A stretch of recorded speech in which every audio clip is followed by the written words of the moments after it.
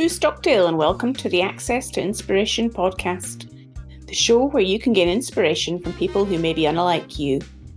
We hope their stories and insights enable you to transcend your day-to-day challenges and reflect on what you are capable of achieving. I hope you're enjoying this series on the theme of 21st century changemakers. When I was discussing it with Clive Steeper, the other co-founder of this podcast, we were thinking about what aspects we should explore. He suggested happiness and well-being, as it's been a subject on all of our minds during the pandemic. That's what led us to today's guest, Nic Marks, who is founder and CEO of Friday Pulse. Described by one client as a statistician with a soul, Nic has been working in the field of happiness and well-being for over 25 years. Welcome to the podcast, Nic. Great to have you here. Lovely to be here, Sue. Thank you for asking me. Well, there's so much we could talk about, and thinking about measurement and statistics and happiness, so many ways we could take this conversation. So maybe I'm going to just kick off and say, if I was to ask you, what generally makes you happy, Nic? What springs to mind? Oh, I think I'm very typical in that relationships are the biggest key to happiness. You know, the times in my life where I've been unhappy have been because relationships have broken down. Or you've been lonely, or at school when you didn't fit in. And we're very relational as beings, and our happiness is very driven by our sort of social connectedness and relationships and the quality of them. There's a kind of a real emotional element to what you're saying there. It sounds to me like a mix of things you're bringing to what you do in your work. Yes, I guess that's what makes me a slightly unusual statistician. I trained as a therapist when I was young too, so I am quite emotional. My mother was a family therapist. And I love the whole emotional realm. It's how we feel alive. So it probably is no accident I end up being the guy that measures happiness because, you know, I've got that sort of hard statistical skill and the sort of softer people ones. Yeah. So that's, to me, a really interesting and important combination in terms of having that balance of those two things. And yet in our planet and society, it seems like, and I'm sure you'll be able to tell me from your research as well, that very often we're skewed in terms of what we're measuring. Yes, we tend to measure what's easy to count, not what's most important. I mean, sometimes things are easy to count and important, but they're not necessarily. And so I've become interested in how you create measures of people's experience of life. And I kind of use that quite carefully. I don't think we ever capture precisely to 3 decimal places what's going on. But we can create numbers which are indicators and that they help us make decisions better. And so you have to get used to a different type of data. And of course, some statisticians, data people don't like some of the ambiguity when you measure things, what we call subjective measures. You're asking people their perception of either their own life or other things. And, you know, we have problems with polling data. Do people tell the truth and things like that? And these are issues at the margins. But it's a new type of data, subjective data, and it tells different information. And it's very, very useful. And that's what I've spent the last 15, 20 years of my career thinking about, how you create useful measures that actually help create positive change in the world. And how has that then been received by those organisations, governments, countries that you've worked with? It's much more receptive these days. When I started off as a more hardcore statistician with my stats. I was measuring long-term effects of climate change in 1994. So I was sort of quite ahead of the game with things like that. Though, of course, there were lots of economists and people doing work like that at that time, but it's what interests me as a young man. And then as I started to get more into well-being and happiness, I worked at a think tank in London. Its reason for being was around social justice and sustainability. And I was the guy in the corner with slightly long hair saying, we should talk about happiness, guys. And they were a little, not dismissive, but, you know, they sort of gave me a desk. And then when the work that I started to lead and started to build a team became really successful, obviously everyone took notice. And that came from about 2004 onwards. So it moved in that 10 years from people really not wanting to talk about these things to people starting to open it up. And I was then working in government policy, and the Cameron government, and then, firstly the Tony Blair government, then the Cameron government were really very interested in this space. And we started to do a lot of quite influential work through the, whatever we call that decade, the noughties or whatever people call it, but the 2000s. I guess that took us all by surprise. I was doing work I believed in. I didn't particularly expect it to be widely taken up and successful. And in terms of the impact that, because you say it's been successful, what have been some of the impacts then that are measured, if you like? Well, so when I was in the policy world, so I now work on work, and we can talk about that later, but the policy work I did in the 2000s, we started out with an aim that we might get the Scottish government or the Welsh Assembly to create a measure of well-being in the next 10 years. And then David Cameron launched the Office of National Statistics Accounts of Wellbeing in 2011, 2012. And so that sort of success that actually governments were going to invest in this type of measurement and to promote it was a real thing. I mean, we were one of 2 or 3 groups that were campaigning on this area. I mean, there's quite a lot of academic work on this area, but in the sort of think tank world, we were really the only one that were really promoting this hard at that time. It was really gratifying to have a decade of your work where you had clear outcomes. Obviously, my TED Talk, which came in 2010, was a personal marker, but in the end, TED Talks don't actually change very much. But the fact that government starts measuring it, and now the government has data, and the Office of National Statistics had a whole system set up that, when COVID struck, they could move from monthly measurement to weekly measurement and things like that. They had their ways of doing it so they could respond to what they needed to do. I'm not saying it necessarily affects policy at its core, but at the margins, it's starting to have an effect. And something like this will take decades to start to feel. And of course, it may be a project that gets abandoned. We've been very dominated politically by Brexit and other things over the last decade. So there's been less space for it. But I would imagine it will come back because it's sensible. It's people's experience of life. And I think that's what policy should be about, improving people's lives. And I know that you've also worked in developing the Happy Planet Index. Tell me about that. What does that involve? So the Happy Planet Index was a very campaigny part of my work when I was at the organisation New Economics Foundation. I was challenged to come up with an indicator for sustainable development that included well-being. And basically, the idea of it was to say that the purpose of nations is to create good lives for their citizens that don't cost the earth, which is a really reasonable request. and you can measure it. And so the Happy Planet Index first came out in 2006. And again, I was expecting a few UK media to pick it up, but actually within 2 weeks, we had 180 different countries around the world publish the Happy Planet Index in their newspapers. And it really got things buzzing.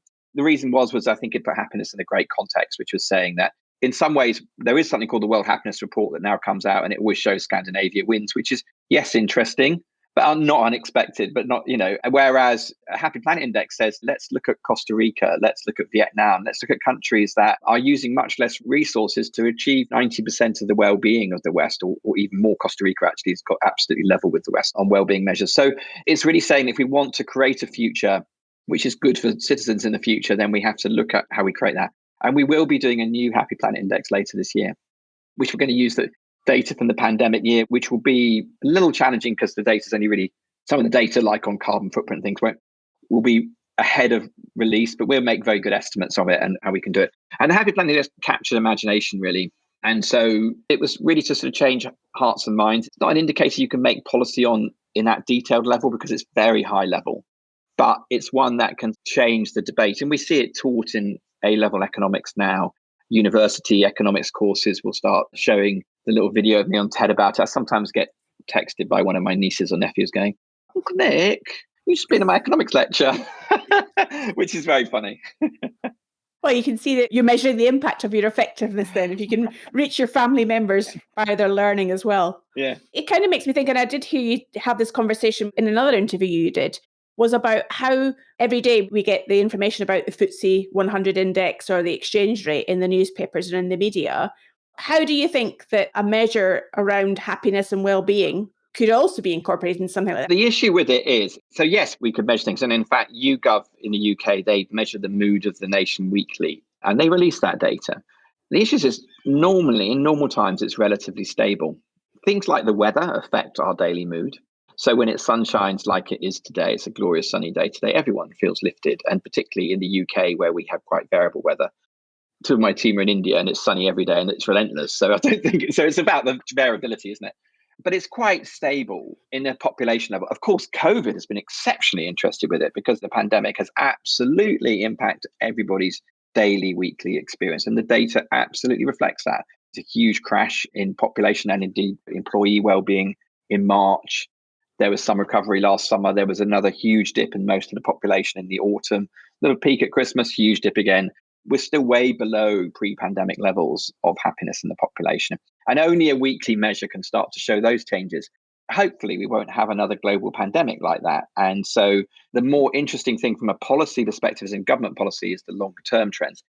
In businesses, that's very different. Actually, weekly mood is massively important because it's very linked to productivity, creativity, innovation, those sort of things. And for us, it's important. But across the whole population. Each of us have our own ups and downs. Your football team wins if you're a football fan, and that will probably put you up. If they lose, they go down. If you get married, you're hopefully going to have a happier life, at least for a while. And so these personal things, but at a population level, they tend to balance out. So you've introduced this idea, and we can take our conversation towards the organizational level rather than the country or governmental level, and thinking about happiness and well-being. And I know you have created an indicator around how organizations can be measuring that. Tell me about that. The idea really of what we do, I have a company called Friday Pulse, and what we do is we measure the weekly experience of employees, because that's so close to the business issues, which are, do people feel confident in their work? Are they learning things? Are they creative? Are they engaged, effectively? I mean, I would say happiness is a better measure of engagement than most engagement measures, because it's people's felt experience. And when we feel good, we do good work. But it's very close to our mood. And so measuring it weekly is great for businesses. Basically, what we do is we create effectively a data feedback loop for people, which is that we ask everyone on a Friday, that's why we call Friday Pulse, how was your week? And you're looking back in your week, how was it? How did you feel? And then on Monday, we feed all that results back to team leaders, or to teams, actually the whole team, to division heads or organizers, and they can see what the mood of all the teams are. And COVID was a huge setback for everybody at the same time. But every team, every organization has its own personal setbacks, whether it's the stress of a product launch, or it's a merger, or it's a clients, or it's this, it's whatever. There's things going on all the time. And so sometimes I think of like happiness having different wavelengths. There's very long-term ones, over years and decades, and we have good periods of our life and less so. And then there's very, very rapid ones, 5 moods in the morning. People do try and measure things right through the day, but that's very burdensome. You can't be expecting people to answer all the time. But to answer once a week is a good compromise. So with that measure, I'm imagining it a bit like the old days of a graphic equalizer, where you have different dials that you're switching to adjust to get the best sound quality for your piece of music. What are the dials? What are the 5 things, if there are 5 things, that are being measured in an organization that then can influence that happiness indicator? You teed that very nicely for me. We do talk about there being 5 ways to happiness at work. And these are basically the big sort of drivers of people's good experience at work. And they are connect, which is relationships, as I said, are the most key, really. Be fair, that if we don't feel we're treated fairly, we don't really get into a happiness space. Provokes anger when we feel treated unfairly. Empower, which is about being ourselves, making our own decisions, using our strengths. Challenge is actually challenge and stretch is really good for our well-being and happiness at work. Boredom's a total killer, actually. Boredom is much worse than stress. It's not to say stress is good. It's not good. It's too much stress. But boredom is much more corrosive than stress. And then the final is to feel inspired, which is that we like what we're doing. We feel we're achieving goals. We feel we're attached to something bigger than ourselves, to a great change process. So those are the 5 things: connect, be fair, empower, challenge, inspire, that we talk about as the big drivers. Hi, it's me again. I hope you're enjoying this episode. And if you are, please don't keep your thoughts to yourself, but take a minute to review this podcast series for us. You can now do so easily by going over to the accesstoinspiration.org website, and right there on the homepage you will find a link to click on. We'd really appreciate you taking a moment to do that. Now back to Nic. You're also making me think about the word fear, which isn't in one of those 5 measures. How do you see that fear plays in to measuring happiness at work? Fear can be thought of as an emotional experience, and what psychologists will tend to call one of the key negative emotions. And they don't mean negative by being dysfunctional. They mean negative as it's responding to a threat. And fear motivates us in the sense that it makes us want to avoid whatever the outcome is. So there is a way that management by fear works to an extent, in that it gets people to want to avoid the negative consequences of not doing what they are. If it's internal fear of your boss, it's a really negative way of motivating people. If it's fear of something happening in the market, something happening outside you need to respond to, that's a sort of positive, constructive use of fear in a way. And there's evidence to show that what tends to happen with fear is, yes, we do get some energy, but it's very, very particular to dealing with the fear. Whereas when we've got the energy from enthusiasm or interest or curiosity, we're much more expansive in how we do it. So we're much more creative in possibilities. So Creativity, if you set people creative tasks, you motivate some people by fear and some people by enthusiasm, joy, inspiration. Then the people who are positively motivated solve the problem 4 or 5 times as often or 4 or 5 times as quickly. So it's massively important for creativity. And it's just much nicer to everybody than to do it that way. But it would be wrong to say that fear doesn't work to an extent. It does. But it's much more positive and constructive. I would say about 3 times more in terms of productivity benefits, creativity benefits, loyalty benefits. I mean, if you make people frightened, they're going to leave. So you haven't got a stability of team there. So there's not much positive to say about managing by fear, but it would be wrong to say that it doesn't work at all. As you're talking there, Nic, I'm just thinking about, because I'm not a proponent of fear as being a way to motivate people at all, I should say. And yet I'm seeing about the introduction of this way of measuring in organizations. I'm thinking, why don't organizations snap your hand off and take your organization up on introducing this?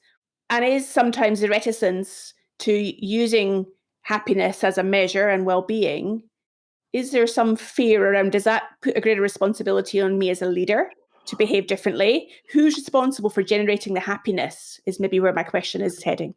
I think we definitely do find that some organizations worry about opening a Pandora's box of emotions. And the thing is, they're there already. If they're not in the light, they're festering, they're causing problems. So occasionally we've had organizations where they unveil something that they needed to deal with that they've been avoiding.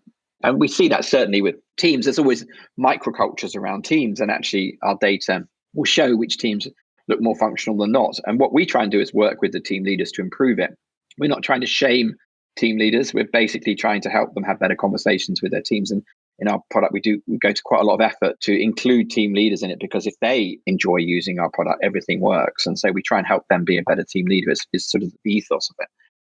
Yeah, we see some organizations that think, oh, God, if I talk to them about happiness, they're going to want more benefits, more this, more that. Actually, what people want is better relations, more key goals, feel that they're on a boat together and they're making the boat go fast. I mean, a happy ship goes better. In some ways, the alignment is absolutely there. It need a sort of enlightened leader to boldly go for it. But what we find is that most senior leaders, after a while, they really get it. Often the senior leaders themselves are really reluctant to engage with Friday Pulse on their own thing. And I think it's because actually they know in their heart of hearts that they're quite stressed. And so they're sort of a bit worried about exposing their vulnerability.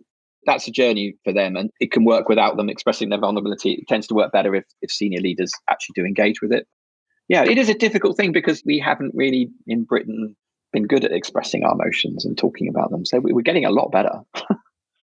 And do you find then there's a better take up from other countries other than the UK? No, I think it's a business tool in lots of ways. I mean, we can go into the sort of like, oh, it's great to build a whole happier world of work. And I'm totally in that mission. But it's sensible business. It's good business as well as good practice. So there's a real alignment. In fact, we just released data, I don't know if you saw it last week, on COVID and how it impacted everyone's happiness. And I said about it earlier, how it went down and then up and then down again. Our clients had the first dip, not as deep as the UK population. They haven't had a second or third dip with the people's experience at work. Doesn't mean to say that people outside of work haven't got problems, but at work, they've managed to keep the conversations going and keep a remarkable stability. In a sense, when we talk about resilience as the ability to bounce back from a shock, but also the ability to absorb a shock. And the first COVID shock, everybody caught us all by surprise. But the second wave was not a surprise. And our clients who are already putting wellbeing front and center, that's why they're using us. We're not the only thing they do, but our clients have been absolutely resilient in it. I mean, they're still lower than last year, of course, but 5% lower, whereas the UK population looks like it's 25% lower in any wellbeing measure that's that way. So it's a big difference. And if any of our listeners are not employed in an organization that's using that kind of measure to evaluate happiness and well-being, what can an individual do? So, I just relate to our podcast being access to inspiration, Inspire being one of the things that you're measuring. What can any individual do to evaluate their own level of happiness on a regular basis? And perhaps the role that this podcast is playing in their inspiration. We created a measure called Friday One, which is just a free tool for individuals to check up on their own happiness at work. And it's basically 15 questions which get into those drivers of happiness at work: connect, be fair, empower, challenge, inspire. And it gives you a nicely designed report with your data back. It benchmarks you against the UK or wherever you are, against people you are similar age and things like that, and shows you. But it's mainly a reflection tool. Is to say, this is, if you answer honestly, it'll give you an honest answer back again. And it's a bit like one of those 16 personalities sort of questionnaires like Myers-Briggs, except it's more action orientated. It's more saying these are the things you can do. And in a way, it's kind of inspired from my therapy days, in that a good therapist, really what they do is they listen to you and they reflect back to you how you're feeling. And then maybe they ask you some questions to help you make better decisions. So the tool Friday One is designed the same way. It listens by asking you questions. It reflects back by sending you a report, and in the report are questions for you to reflect on. And for me, coming into awareness is the start of change processes. And whether that's individual, team-based, organizational, global, it's about becoming aware is the first steps towards creating things. And so I try and create statistical tools that increase awareness around what's going on in order to help people make better decisions. So there's something for the individual here that can help them as well as somebody working in an organization. Yeah, they can just go to friday1.com, and it's just a free test, takes 5 minutes, and it's fun and useful. So how do you keep challenging you then, Nic? What are the numbers that are in your mind that are coming to your awareness? Obviously, me and my team, we measure our experience weekly, and it allows you to chalk on there, like, what are successes for you, who you want to thank, because we try and create basically positivity resonance, we call it, within teams. I do measure my happiness every week. And I'm someone that's deeply reflective. I'm a kind of slow moving bear. I'm not a fast creature. I walk. I don't meditate. My walk is my sort of meditation, but I'm quite reflective and slow. If I get too busy, I get a bit stressed. And sometimes during COVID, absolutely, I've got stressed and just had to take an emergency day off, or allow myself not to get to work until 10 instead of 8:30 or something. That self-care is pretty good in me. But, like everybody, sometimes I'd like to create more free tools for individual, but I kind of just have to get my business going a bit before I can. I've always got 1,000 ideas, which is not even my number two. I work for Liz, really. But Liz, says to me, right, no new ideas, Nic. No new ideas. We're just doing the ones we've had already. Okay, no new ideas. And so they keep coming, but I have to put them aside. So just like when somebody might be measuring their weight, if they want to lose weight or get fitter, they set themselves a goal in the longer term. Using your measure, what's the goal that you want to see in terms of how the world might be different or how organizations might be different in the longer term? There is something fundamentally different. Like if you wear a Fitbit or an Apple Watch or whatever, and you count your steps, it actually gives you new information about yourself, because actually we don't know how many steps you walk. And I do find apps like that really useful, because I'm not the fittest person, because I don't like sweaty exercise, but I do walk. So that's good. The issue we do is we ask you how happy you are. So when we reflect back to you, it's not exactly new information because you've just told me. So something like Friday One becomes more interesting because it gets into the drivers and it's signposting to you how you can reflect and do on that. Having said that, I think that measuring weekly does show you the ebbs and flows of our experience, and we all have it. I was in a pickle personally. It's about 8 years ago. I just got divorced and I didn't really quite know where I was going. And I went to this therapist and she said to me, Nic, can you write out a word about every year of your life? So you start when you're 0 and then you go through every year of your life, right? And I thought, God, this is going to be a really profound, it is a profound intervention, but it wasn't what I expected. And I came back expecting to have to go through the whole life story, which is a really useful process when you're in counseling or therapy. And she said, what do you really notice about it? And I said, well, there were good years and there were bad years. And she said, yeah, you're in a bad time at the moment. But look, you've always come out of them before. And so understanding that I've had bad times before and I've found my way out of it made me understand that I was going to find my way out of it. And that, yes, it's a period for reflection, for licking wounds, for all that sort of stuff that you do when that sort of thing happens in your life. And it's also time for rebuilding. And so it was really helpful. And I think in that way, understanding that it's normal to not be happy all the time. It's also normal to want to be happy. That's a perfectly valid thing. I used to say, because I had a relationship go wrong and it wasn't the first one I had go wrong. I was going, oh my God, I'm terrible at relationships. And how could I choose again? I felt like I'd really lost my confidence in how I was choosing a partner. And I needed to reflect and then make better choices in the future. And did you make a better choice in the future? That's what I want to know. How did the story end? I've been very happily married to Zoe for about 4 years now. And it's most certainly the best relationship of my life. And it's the most honest. It's like, I think by the time you get to my age in the 50s, You can't be anybody else but yourself. You can't pretend to be anybody else but yourself. And so to be in a relationship where you feel that there's no pressure to be anyone other than yourself is great. And in fact, to take that back to work, it's one of our key indicators at work. Can you be yourself at work? If people kind of have to put on armor to go to work, there's something we call emotional labor. So people who work in very frontline work have to smile all day and be happy when they're not. That's really hard work. I'm not saying you should be miserable and bad to customers, but it's like you sort of need your way of being yourself at work. So I think that not pretending to be something else, it's just be yourself at work is the best option. I think that's the same in a relationship. So I think that the very useful insight for our listener to make sure that they can be themselves. If people want to find out more about you, Nic, and the work that you do, how might they do that? Friday1.com is the personal checkup about happiness at work. It's fun, easy to use, 5 minutes, you get something. Friday Pulse is for organizations. There's demo videos and things like that you can look at or book a demo if you've got a team organization that's interested. Happy Planet Index is just happyplanetindex.org. It's 2014 data or something at the moment, but come back in November and there'll be a new one of those. I have a personal website, nicmarks.org, and I'm most active on LinkedIn. I post at least every fortnight an article on there and stuff like that. So just send me a contact request or follow me. Brilliant. Well, I'm sure the listener to this podcast will be able to get the sense of your happiness through the sound of your voice, Nic. I can see you smiling, and it's been a real pleasure to have this conversation today. Thank you so much for your time. Thank you, Sue. Thanks for listening to this episode. I immediately went on to Friday1.com to measure my own happiness, so you might want to try that too.